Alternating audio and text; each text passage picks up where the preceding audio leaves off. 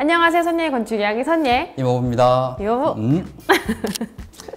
자, 오늘 중급자 관리자 코스 중에서 제일 중요한 시기가 바로 요 시기, 설계에서 시공으로 이제 손이 바뀌는 시기이기 때문에 이때 관리자가 어떻게 하는가 따라서 뒤에 공사하는 과정에서 어떤 일이 생길 수 있을지가 많이 달라질 수가 있어요. 그래서 요 과정이 크게 세 가지로 나눌 수 있는데, 첫 번째가 설계도서 확인, 건설사 견적받고, 그 다음에 계약하는 3단계 중에서 저번까지 한 게 이제 요걸 했지. 네. 설계도서 목록을 확인하고, 설계도서의 오류도 확인하고, 하자 시공성 검토, 수량 내역 검토, 그 다음에 견적받고 결정했는데, 설계도서 확인부터 수량 내역 검토는 BIM하고 같이 진행을 해도 되고, 근데 이때 해야 될 게 설계도서가 계획에 따라 진행됐는가, 내 생각이 잘 들어있는가.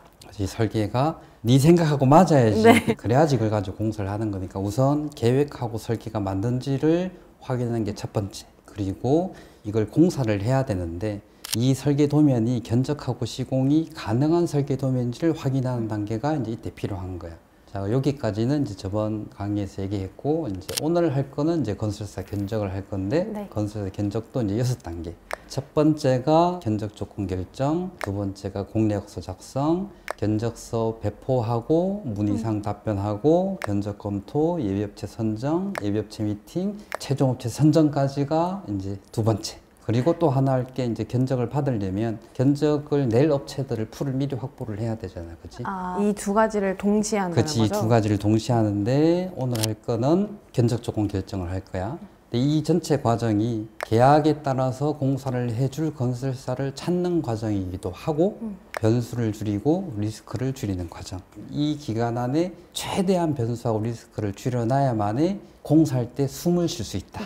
자, 그래서 오늘 이제 견적 조건 결정을 할 건데, 설계도면 BIM까지 해서는 BIM, 그 다음에 수량산출서, 계산서, 특기 지방서, 자재 사용서, 건축 허가서, 내역서까지가 준비가 됐지. 허가서까지요? 건축 허가를 지자체에다가 신청을 하면은 건축을 해도 됩니다라고 허가서를 내주는데, 그때 단서 조항이 붙어.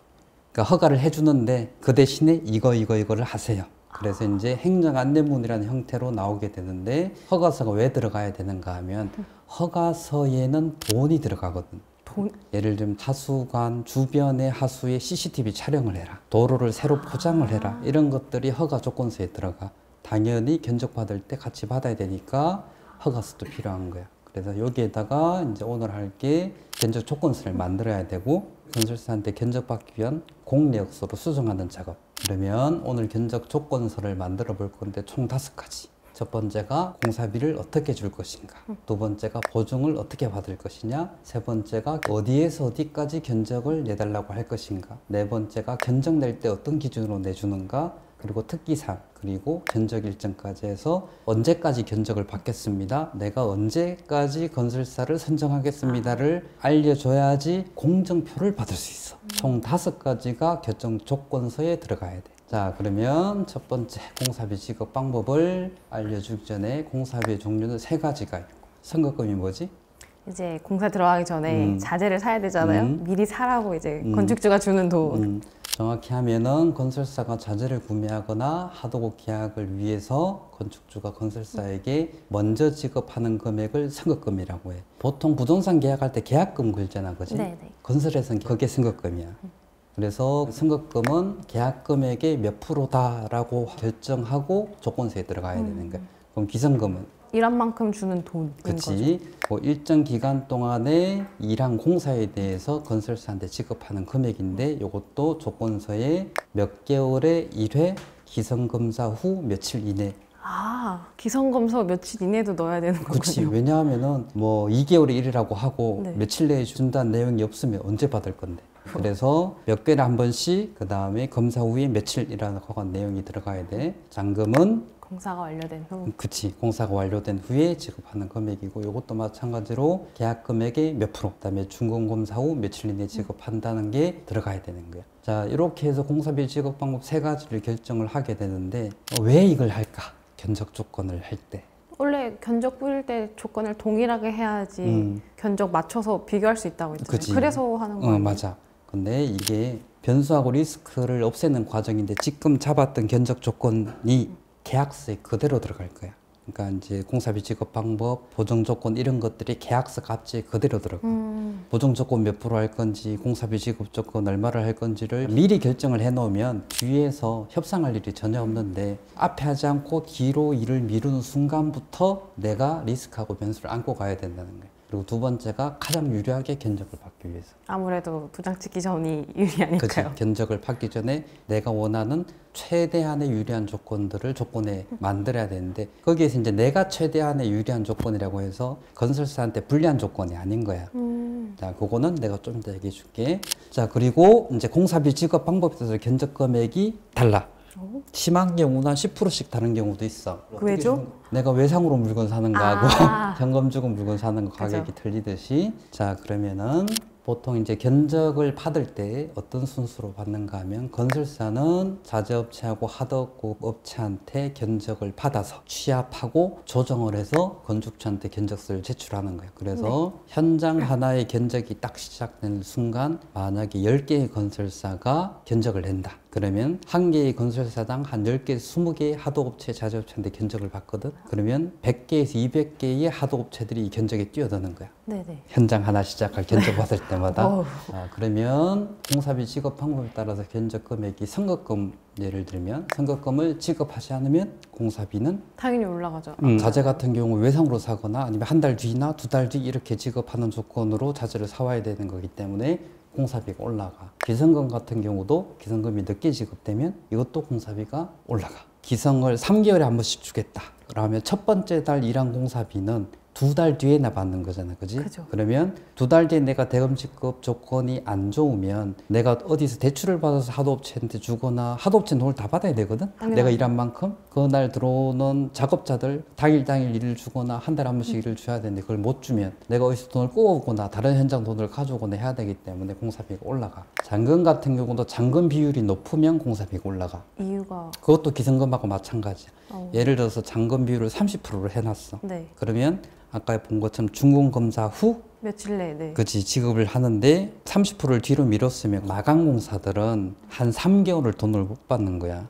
그러면 이제 당연히 공사비가 올라가는데 또 하나가 뭐냐 하면 건설사가 돈을 못 받을 수 있다는 생각을 해. 잔금 비율이 높으면. 자금력이 딸린다고 생각하는군요. 건설사도 이제 건축주를 고르거든. 근데 여기서 하나 알아둬야 될 게 뭐가 있냐면 일반 현장 같은 경우는 건설사는 자기 돈으로 공사 안 해. 건축주 돈으로 하는 그치. 거죠. 그 기준으로 견적을 내는 거야. 건설사의 자금력이 좋아서 공사를 하는 건 아파트나 이렇게 시행사업할 때는 그런 게 될 수 있어도 일반적인 도급공사 같은 경우는 건축주의 돈으로 공사를 해. 그래서 건축주한테 성금을 못 받아가지고 내가 자재를 사와야 된다. 그럼 외상으로 살 수밖에 없는 거예요. 그리고 두 번째로 공사비 지급 방법에 따라 건물 퀄리티가 달라져. 퀄리티까지요? 예를 들어 하도업체가 있는데 어떤 현장은 그달 일해서 그달 기성금을 주는 걸로 계약이 돼 있고 어떤 현장은 공사를 하고 나서 2달 후에 기성금을 주는 현장이면 어디를 갈 거야? 당연히 바로 주는 데 가는 거죠. 그치, 바로 주는 데 갈 수밖에 없는 거야. 그래서 공사비 지급 조건이 나쁜 현장은 좋은 하도업체들이 들어오지는 않아. 그래서 내가 공사비를 어떻게 주는지에 따라서 견적 금액이 다르고 들어오는 하도업체의 퀄리티가 다르다.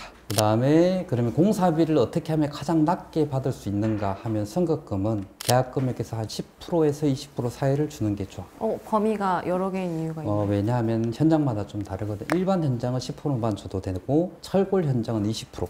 공사 기간이 짧은 경우 30%까지 주는 경우가 있어. 왜 그러냐 하면 철거 현장은 초기에 공사를 할 때 철거를 사서 HBM을 사서 가공을 해야 돼. 그게 공사 시작할 때부터 들어가. 기초공사 딱 끝내놓고 나면 가공 공장에서 빔을 가져와서 조립을 하는 거야. 그래서 앞단에 들어간 돈이 많아. 미리 투여해야 되는 게 그렇지. 많군요. 근데 일반적인 철근 콘크리트 같은 경우는 차근차근 한층 올라가잖아. 철골은 살 때 한꺼번에 다 사거든.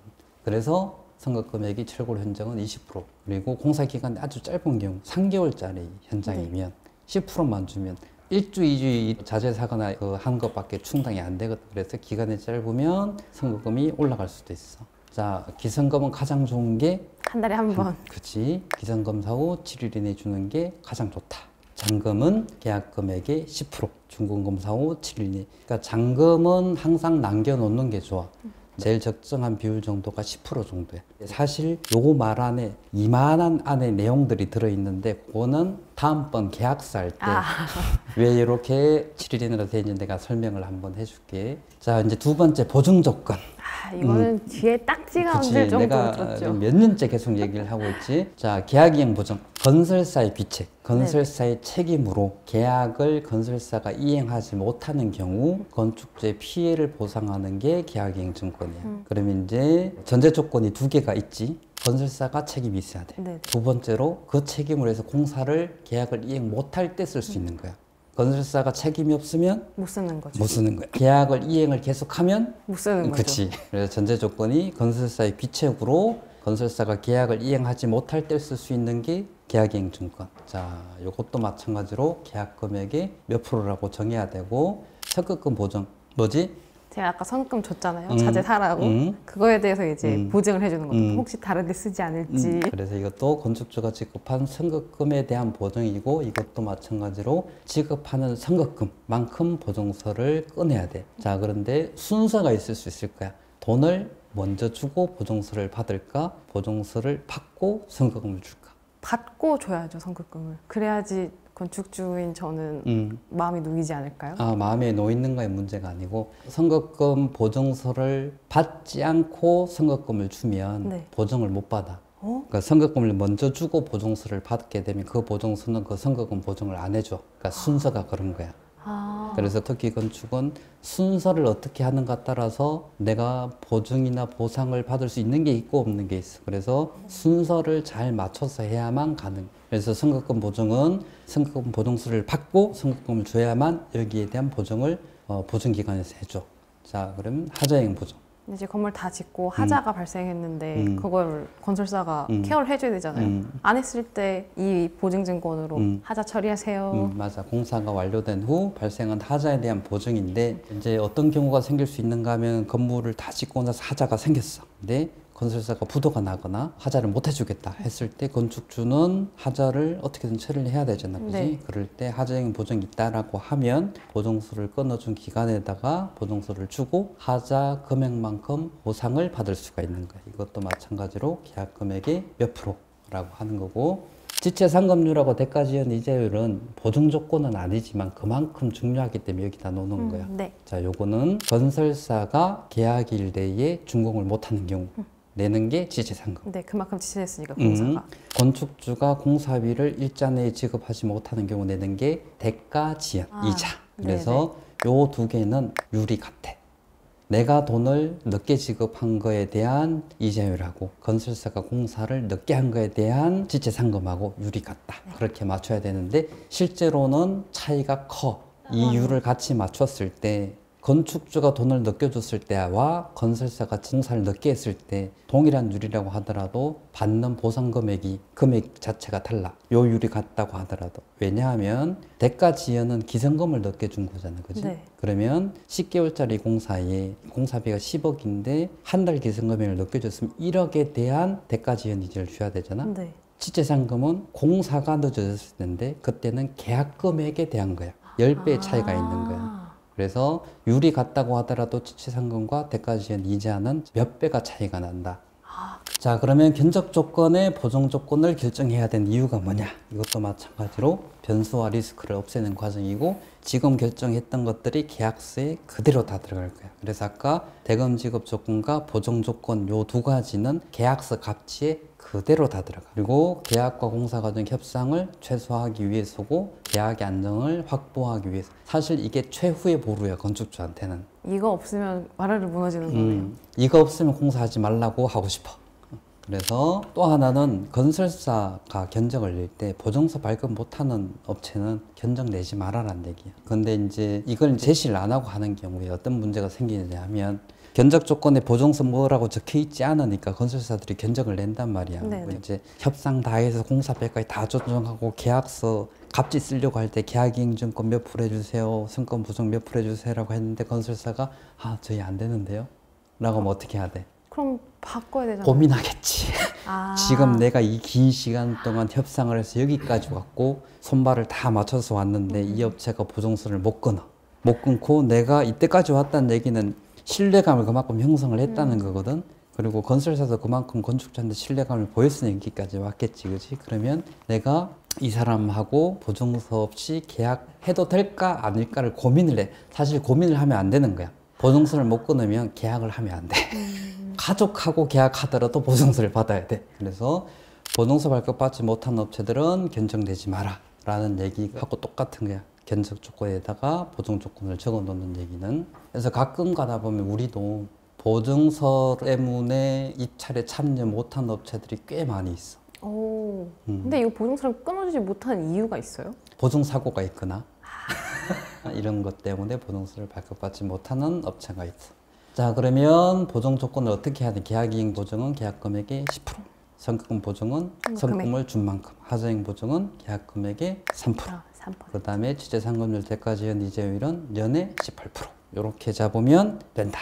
자, 이제 세 번째 견적 범위인데 여기서 또 용어를 한번 알아야 되겠지. 네. 지정공사, 직업자재, 행정안내문, 민원. 자, 지정공사는 견적 계약에서 제외를 하는 공사야. 그리고 건축주가 직접 하는 공사를 지정공사라고 하고, 직업자재는 이것도 마찬가지로 견적하고 계약에서 제외하는데 건축주가 직접 자재를 사서 현장에다가 지급하는 자재를 직업자재라고 해. 자, 행정안내문은 아까 얘기했지만 허가할 때 지자체에서 건축 허가를 조건으로, 그래서 허가 조건이라고 하는 거예요. 허가 조건으로 요청을 하는 건데 이게 문제가 뭐냐면 도면에 없어. 오로지 이 종이 한 장만 있는 거잖아요. 거기 종이에만 써여 있어. 내역서에도 없어. 그러니까 꼭 알려줘야 된다는 그치? 거죠? 이게 없으면은 허가 조건에 있는 내용들은 추가 공사비가 되는 거야. 그냥 무조건. 도면에도 없고 내역서에도 없으면 건설사는 당연히 추가 공사비죠. 당연히 요구할 수밖에 없고. 근데 견적할 때 허가 조건하고 행정안내문을 주고 견적에 포함시켜 달라고 하면 당연히 그건 포함되어 있는 거고. 자, 네 번째 민원인데, 민원은 어디까지 공사에 포함을 할 거냐에 따라서 많이 달라. 네. 민원을 공사비에 포함 안 하면 어떤 일이 생길까? 건축주 엄청 시달릴 것 같은데요? 민원은 어쨌든 결과적으로 돈으로 해결이 돼. 모든 민원은 돈으로 해결이 되는데 이게 건축주의 책임이다, 건축주가 부담을 한다라고 하는 순간 건설사는 그 금액을 줄이려는 노력을 1도 하지를 않아. 본인은 공사를 빨리 끝내야 되기 때문에 빨리 민원 합의를 해서 공사를 진행하는 걸 원하거든. 그러면은 민원에서 생긴 금액이 1억이든 2억이든 간에 그건 다 건축주한테 전가를 하고, 건설사는 빨리 공사는 하는 쪽으로 가고, 민원으로 공사가 늦어지면 공사에 대한 늦어진 책임도 건축주한테. 근데 이걸 모든 민원을 다 그럼 견적에 포함할 거냐? 그건 안 돼. 여기서 생기는 민원은 공사상 발생하는 민원. 분진, 소음, 옆집의 건물의 피해, 그리고 지나가시는 분이 다치는 경우, 이런 공사상 생기는 민원은 견적에 포함하는데 하면 안 되는 게 설계 민원. 설계 민원에 어떤 게 있을 수 있을까? 어떤 설계가 잘못돼가지고 다른 집에 피해를 끼쳤나요? 내가 겪어본 민원 중에서 제일 난감했던 민원이 건물이 5층짜리인데 네. 일조건에 맞춰서 설계 다 했는데도 불구하고 옆에 있는 건물에 해를 가린다고 5층짜리 건물을 3층으로 줄여달라고 한 거야. 세상에. 근데 이 민원은 건설사 책임은 아니거든. 그죠. 근데 만약에 건설사가 이거 책임을 진다라고 하면 어떻게 해야 돼? 그럼 그만큼 뭐 수익이라던가 다 보상해서 아니, 줄이겠지. 5층짜리 3층으로 줄이겠지. 그렇죠, 그렇죠. 네, 설계상에 생긴 민원이나 건축주의 원인으로 생긴 민원은 공사상 견적 금액에 들어가지 않아. 넣으면 안 되는 거야. 자, 그러면 견적의 가장 기본은 설계도면이 기본이야. 네. 설계도면 중에서 지정공사 직업자재는 빼야 되겠지. 직업자재도 빼는 거고, 설계도면에 플러스를 해야 될 게 행정안내문이야. 민원도 플러스인 거야. 네. 자, 이제 이해가 돼? 네. 설계도면이 기본이고, 설계도면에 있는 것 중에서 건축주가 네가 직접 할 것들은 빼고 그 다음에 행정안내문은 추가하고 민원도 추가하고. 자, 그래서 견적 범위 개념을 좀 정의를 해야 되는데, 어떤 것을 견적에 포함하고 어떤 것을 견적에 제외를 할 것인가. 자, 가장 기본이 설계도면이라고 했지, 그지? 건물을 다 지었을 때의 모습을 보여주는 게 설계도면이야. 그리고 이걸 어떻게 공사하는가가 시방서이고, 어떤 자재를 쓸 건가가 자재 사양서에 들어있어요. 당연히 설계도면도 견적에 포함돼야 되고, 시방서도 견적에 포함돼야 되고, 자재 사양서도 견적에 포함돼야 되고, 허가 조건 당연히 들어가요. 민원 아까 포함되죠. 견적 특기상 그것도 들어가야죠. 그러면 인입비하고 부담금은 인입비 부담금이 뭐 전기 뭐 이런 걸까요? 그러니까 한전인입, 도시가스인입, 상수인입, 하수 원인자 부담금, 기반시설 부담금, 안전관리 예치금 이건 빼야 돼. 왜냐하면 이거는 나오는 게 건축주 명의로 나와. 그래서 건설사한테 포함시키면 금액만 올라갈 뿐이지. 왜 금액만 올라가는 거예요? 예를 들어서 한전인입비라고 해가지고 품명에 하나 적었어. 네. 그러면은 공사 원가 계산서에서 경비하고 일반관리비, 이윤하고 부가세까지 다 붙어서 금액이 한전인입비의 한 130%가 나와. 네. 차라리 그냥 내가 내고 말면 되는 거지. 건설사 통해서 내게 되면 비용이 더 올라가야 되는 거야. 자, 설계 도면에 있는 것 중에서 건축주 지정공사가 있고 건축주 직업자재가 있는데 그러면 견적 범위가 여기까지인 거야. 지정공사 직업자재 빼고 인입비 부담금 빼고 그래서 설계도면, 시방서, 자재사용서, 허가조건, 공사상 민원, 견적 특이사항까지가 포함된 게 건설사가 견적을 내는 범위다 라고 정해줘야 돼. 안 그러면은 견적서를 중에서 아 이건 내가 지정공사인데 이건 직업자재인데 이건 인입비인데 허가조건 빠졌네 이걸 다 내가 검토를 볼 수가 없어. 그래서 아예 처음에 견적할 때 견적 범위를 이렇게 딱 정의를 해주고 견적을 해주세요라고 해야지 정확한 견적을 받을 수 있어. 자, 그러면 지정공사 직업자재의 선택 기준이 있거든. 네. 아무거나 막 하면 안 돼. 자, 첫 번째가 설계할 때 제조사고 제품명을 결정하기 어려운 공사고 자재는 지정사 직업자재로 빼는 게 좋아. 그리고 엔드야 공사 중 변경할 가능성이 높은 공사나 자재도 빼는 게 좋아. 네. 그리고 건축주가 쉽게 견적을 받아볼 수 있는 공사나 자재, 그리고 건설사의 가격과 건축주의 가격의 차이가 없는 공사나 자재, 이런 것들을 지정공사 직업자재로 빼. 뭐 벽지나 뭐 그렇지. 타일 이런 거겠네요. 그렇지. 근데 빼면 안 되는 게 있어. 뭐냐 하면 타공사와 하자, 그리고 공사가 연관되어 있는 것들은 지정공사 직업자재로 빼면 안 돼. 그래서 지정공사 직업자재로 하면 안 되는 공사가 뭐가 있느냐? 골조, 창호, 단열, 방수, 외벽 마감은 직업자재 지정공사로 빼면 안 돼. 만약에 창호를 뺐다. 네네. 공사 다 끝나고서 하자가 생겼어. 창 주위에서 물이 줄줄줄 새. 자, 그러면은 그거를 건설사한테 하자 보수해 주세요라고 하면 건설사가 뭐라고 할까? 그거 당신이 창호 설치해서 한 거잖아. 거기서 그치. 나온 거예요? 라고 할 수 그치. 있는 거죠. 옥상의 방수가 깨졌건 외벽에서 마감이 잘못되어서 물이 새건 간에 일단 창 주위에서 물이 새기 때문에 창호라고 할 수 있는 거군요. 그렇지. 그러면은. 그래서 이제 어디에서 문제가 생긴 하자인 건지를 건축주가 증명을 해야 되는 경우가 생길 수 있어. 그래서 하자하고 연관돼 있는 공사들은 지정공사 직업자재로 하면 안 돼. 그래서 보통 지정공사로 하는 거는 벽지, 장판, 싱크대, 붙박이장, 엘리베이터, 에어컨, CCTV. 자, 특징이 있어. 많이 바뀌는 자재들이 마음이 바뀌기도 하고 이런 것들은 쉽게 건축주가 견적을 받아볼 수 있고 그 다음에 견적 받더라도 건설사 금액하고 건축주가 직접 받는 거 금액 차이가 별로 없어. 그리고 대부분 마감이야. 본공사가 끝나고 나서 마감에 들어간 공사들이 주로 들어가고 엘리베이터나 에어컨, CCTV는 독립적인 공사인 경우가 많아. 그래서 이건 타공사하고 연관되어 있는 부분이 상당히 적어. 하지만 에어컨하고 CCTV 같은 경우는 연관된 공사가 있지. 에어컨 설치할 때 배관들이 들어가야 되잖아. CCTV도 골조 안에 배관들이 들어가야 되고. 그죠. 그래서 공사 범위를 어떻게 나누는가 하면 배관 공사는 공사분에 포함시켜. CCTV 다는 것, 에어컨 설치하는 것만 지정공사로 빼. 도면상에 다 있으니까 배관공사 비용은 견적할 때 다 포함시키고 기구나 장비 설치하는 것만 건축주 지정공사로 빼놓는 거야. 그리고 에어컨하고 CCTV는 보통 내가 설계를 할 때쯤 됐을 때 내가 보는 CCTV하고 공사가 끝날 때쯤 보는 CCTV하고 기간이 1, 2년 차이 나면 성능 스펙이 다른 거야. 그렇죠. 훨씬 더 좋은 게 나올 텐데. 그치. 1년 전에 CCTV가 지금은 생산 안 하는 경우도 있고 에어컨도 마찬가지. 그래서 이런 것들은 지정공사로 빼도 관계없다. 그리고 직업자재는 주로 타일, 토기, 수전 등기구를 직업자재로 하는데 자, 타일은 내가 설계할 때 결정도 할 수 있어, 그지? 제조 제품명을. 그리고 내가 직접 타일을 공사를 하거나 사거나 견적받더라도 건설사하고 크게 차이가 없어. 왜 얘를 지정공사로 하지 않고 직업자재로 할까? 보통 타일은 화장실 바닥 이런 데 깔잖아요. 방수 때문에 아니에요? 그지. 화장실에서 물이 샜어. 네. 만약에 타일 공사가 지정공사면 하자의 책임이 누구한테 있어? 일단은 타일 공사에 대한 책임이 있거든. 근데 만약에 직업자재 내가 타일을 사서 줬어. 그러면 화장실에서 물이 새면 누구 잘못이야? 건설사. 그렇지. 왜냐하면 직업자들 했고 공사는 건설사가 했기 때문에 화장실에 생기는 방수에 대한 책임이 이제 넘어가는 거야. 그래서 요 구분들이 잘 돼야 돼. 사실 어떤 게 지정공사 유리하고 어떤 게 직업자재 유리한 거 공정도를 찾는 데만 한 5년 정도 걸린 것 같아.